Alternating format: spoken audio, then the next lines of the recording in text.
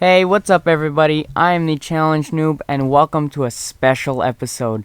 Today we're going to be playing essentially Who's That Pokemon, and it's going to be concerning this sucker that some of you may or may not have seen before, but it's a new Pokemon that they have announced for Pokemon X and Y, which is coming out in the fall. Now there's been a lot of speculation around this guy, and the first thing that you may notice is that I guess, looks a lot like Mewtwo. In my opinion, I don't even think that is debatable at all. This has to do with Mewtwo. It looks so similar. I'm all but certain that it's going to have to do with Mewtwo. I think the real questions are, what does this mean for Pokemon? Well, they released a short clip, and I'm gonna put some stills from the clip. All they really showed was it fighting in battle, but they showed it using a variety of moves. Certain moves look like grass moves or fire moves. It seemed to use something that looked, I guess, a bit like Blizzard against Gyarados, and then something psychic. It looked like a psychic attack to me, like Psy Blade or something like that, against Machamp.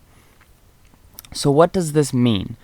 Well, I think it's something that fits in nicely with the Mew and Mewtwo storyline. For those of you that don't 100% know, Mew was known as like the progenitor of all Pokemon. Like it had the DNA of all Pokemon, or they all had it, something like that. But it had to do with the DNA. And in the original games, Mew could learn either every single one or almost every single one of the moves, because of that DNA connection it had with like every other Pokemon in the game, or actually in the world, you could say. So I think that the fact that this Pokemon they're showing it can use a variety of different moves, fits in nicely, with the lore of Mew and Mewtwo. And what I think it means for the franchise, for Pokemon, and for the Mewtwo storyline, I like it. I know some people don't like it. They think, oh, they're milking Mew, they're milking Mewtwo. It's been 5 generations now since the original games, and they're reintroducing the Mewtwo storyline. I don't think it's milking, if they do it right, which we are yet to see, but I think they can do it right. I think it's a cool way to introduce the storyline and the lore of Mew and Mewtwo to a newer, younger generation of players. I started playing Pokemon 15 years ago.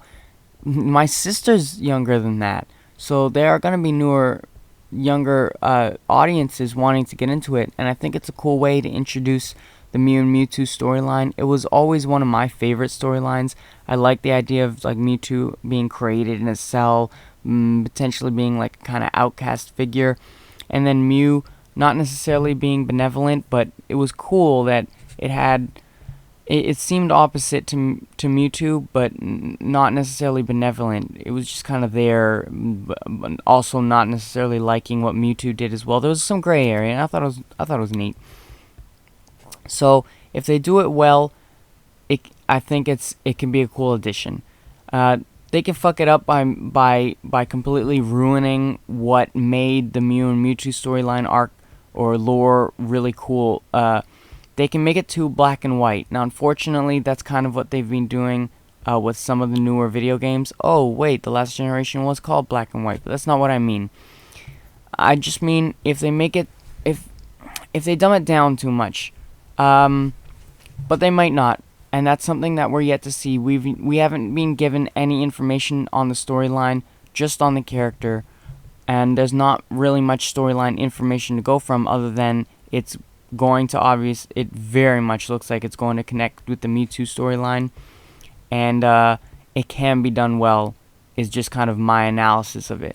So that's going to be it for this video. Expect more challenge videos to be on the way very soon, and so yeah, I'm the Challenge Noob, and that's going to be it for this episode. I appreciate you watching. I hope you enjoyed it. Take it easy, everybody.